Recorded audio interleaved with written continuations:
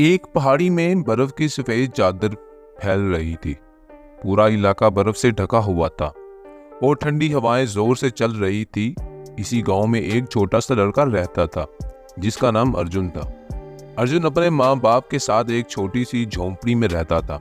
गांव के दूसरे बच्चे अर्जुन से दूर रहते थे क्योंकि इसका ना कोई भाई बहन था और ना ही कोई दोस्त। वो अक्सर अकेला महसूस करता था। एक दिन अर्जुन बर्फ से ढके जंगल की तरफ चला गया।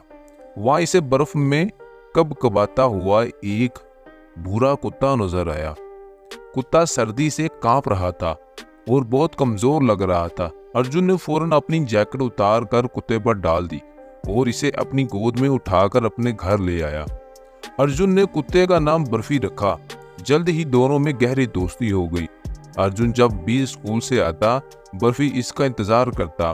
दोनों साथ खेलते, बर्फ में दौड़ते और एक दूसरे के साथ वक्त गुजारते। अर्जुन को अब अकेलापन महसूस नहीं होता था क्योंकि इसके पास बर्फी जैसा प्यारा दोस्त था। लेकिन एक दिन गांव में शदीद बर्फबारी होने लगी। अर्जुन के वालिदैन ने इसे बाहर जाने से मना किया क्योंकि मौसम बहुत खराब था।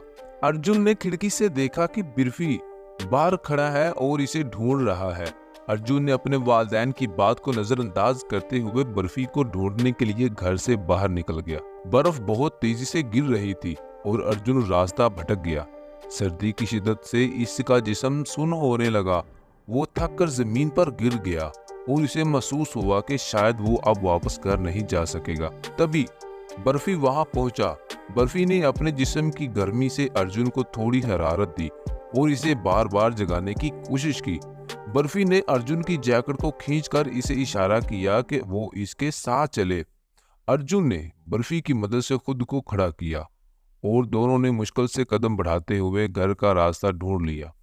जैसे ही वो घर पहुंचे, अर्जुन की माँ बाप ने इन्हें गले से लगा लिया। इस दिन अर्जुन ने महसूस किया कि बर्फी ना सिर्फ इसका दोस्त था बल्कि एक ऐसा साथी था जिसने इसकी जान बचाई।